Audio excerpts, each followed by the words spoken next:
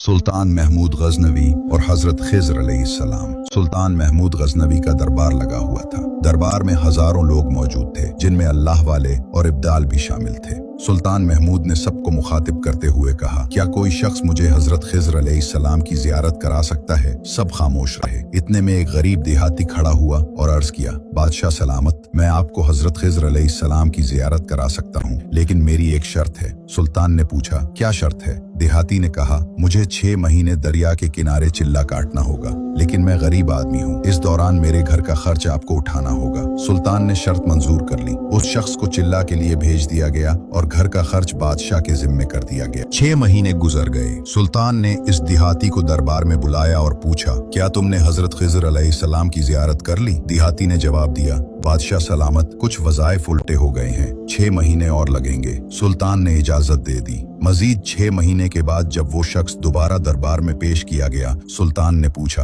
अब बताओ मेरे काम का क्या हुआ? ये सुनकर देहाती रोने लगा और बोला, बादशाह सलामत, मैं गुनाहगार इंसान कहाँ और हजरत खिज़र अलैहिस्सलाम कहाँ? मैंने आपसे झूठ बोला था। मेरे घर का खर्च पूरा नहीं हो रहा था, बच्चे भूख से मरने लगे थे, इसलिए मैंने मजबूरी में ऐसा कहा। ये सुनकर सुल्तान महमूद ने अपने एक वजीर से पूछा, बताओ इस शख्स की सजा क्या है? वजीर ने कहा, बादशाह सलामत, इसने बादशाह के साथ झूठ बोला है, इसका गला काट दिया जाए। दरबार में एक नूरानी चेहरे वाले बुजुर्ग भी मौजूद थे। वो बोले, बादशाह सलामत, ये वजीर ठीक कह रहा है। सुल्तान ने दूसरे वजीर से पूछा, तुम क्या कहते हो? दूसरे वजीर ने कहा, ये शख्स फ्रॉड करके बादशाह को धोखा दे रहा था, इसका गला काटने के बजाय कुत्तों के आगे डाल दिया जाए ताकि जिल्लत के साथ मरे। नूरानी चेहरे वाले बुजुर्ग फिर बोले, बादशाह सलामत, ये वजीर भी ठीक कह रहा है। अब सुल्तान ने अपने गुलाम अय्याज से पूछा, अय्याज, तुम्हारी क्या राय है? अय्याज ने अदब से कहा, बादशाह सलामत, इस गरीब के झूठ से ना आपकी बादशाही कम हुई और ना आपके खजाने में कोई कमी आई।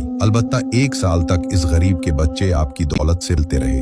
अगर मेरी बात माने तो उसे माफ कर दें, अगर उसे कत्ल कर दिया गया तो उसके बच्चे भूख से मर जाएंगे। अय्याज की बात सुनकर वही नूरानी चेहरे वाले बुजुर्ग बोले, बादशाह सलामत, अय्याज ने बिल्कुल दुरुस्त कहा। ये सुनकर सुल्तान महमूद ने बाबा जी को बुलाया और पूछा, आपने हर वजीर की बात को दुरुस्त कहा, इसकी वजह बताएं। बाबा जी ने फरमाया, बादशाह सलामत, पहला वजीर कसाई के खानदान से है और कसाई का काम गला काटना होता है। इसने वही कहा जो इसकी फितरत है। गलती इसकी नहीं, आपकी है कि आपने एक कसाई को वजीर बना दिया। दूसरा वजीर उस नस्ल से है जो बादशाहों के कुत्ते नहलाया करता था और कुत्तों के साथ शिकार खेलता था, इसीलिए उसने कहा कि उसे कुत्तों के आगे डाल दो। ये भी आपकी गलती है कि ऐसे शख्स को वजारत दी। और अय्याज के बारे में सुने, अय्याज सैयद ज़ादा है। सैयद की शान ये है कि वो अपना सारा खानदान करबला में ज़िबा करा देता है, मगर बदला लेने का कभी नहीं सोचता। ये सुनकर सुल्तान महमूद अपनी कुर्सी से खड़ा हो गया और कहा, अय्याज, तुमने आज तक मुझे क्यों नहीं बताया कि तुम सैयद हो? अय्याज ने अर्ज किया,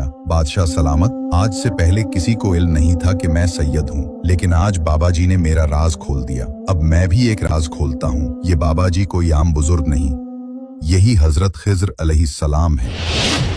एक मर्तबा अल्लाह के नेक वली हजरत जुनैद बगदादी रहमतुल्लाह अलैह के पास एक औरत आई। वो अगरचे मुकम्मल पर्दे में थी, लेकिन उसके बात करने के अंदाज और लहजे से साफ जाहिर हो रहा था कि उसे अपनी खूबसूरती पर बड़ा फख्र और गुरूर है। उस औरत ने आकर हजरत जुनैद बगदादी रहमतुल्लाह अलैह से कहा, हजरत, मुझे आपसे एक मसला पूछना है। शरीयत इस बारे में क्या कहती है कि अगर किसी मर्द की एक बीवी हो तो क्या वो उसकी मौजूदगी में दूसरा निकाह कर सकता है? हजरत जुनैद बगदादी रहमतुल्लाह अलैह ने नरमी से जवाब दिया, बेटी, इस्लाम ने मर्द को 4 निकाह करने की इजाजत दी है, लेकिन इस शर्त पर कि वो अपनी तमाम बीवियों के दरमियान पूरा इंसाफ कर सके। ये सुनकर वो औरत अपने हुस्न के गुरूर में बोली, हजरत, अगर शरीयत में औरत को अपना हुस्न दिखाना जायज होता तो मैं आपको अपना चेहरा दिखाती। आप मुझे देखकर खुद ये फतवा देते कि जिस आदमी की इतनी खूबसूरत बीवी हो, उसे भला किसी दूसरी औरत की क्या जरूरत हो सकती है? इस औरत के ये अल्फाज कहते ही हजरत जुनैद बगदादी रहमतुल्लाह अलैह ने एक जोरदार चीख मारी और बेहोश होकर गिर पड़े। वो औरत तो ये देखकर वहां से चली गई, लेकिन जब कुछ देर बाद हजरत जुनैद बगदादी को होश आया तो उनके शागिर्दों ने आपसे इस बेहोशी की वजह पूछी। हजरत ने फरमाया, जब वो औरत मुझसे ये आखिरी अल्फाज कह रही थी यानी अपने हुस्न पर फख्र कर रही थी, तो इसी लम्हे अल्लाह ताला ने मेरे दिल में ये बात डाली कि ए जुनैद, अगर शरीयत में मेरा हुस्न देखना जायज होता तो मैं सारी दुनिया को अपना जलवा दिखाता। तब तमाम लोग बेइख्तियार पुकार उठते कि जिसका इतना खूबसूरत और शान वाला अल्लाह हो, उसे फिर किसी और चीज की क्या जरूरत है। ये सब कुछ मुझे मेरे इल्म और हुनर की बदौलत मिला है। ये जेवर ले लो और जाओ, जाकर मूसा पर बदकारी का इल्जाम लगाओ।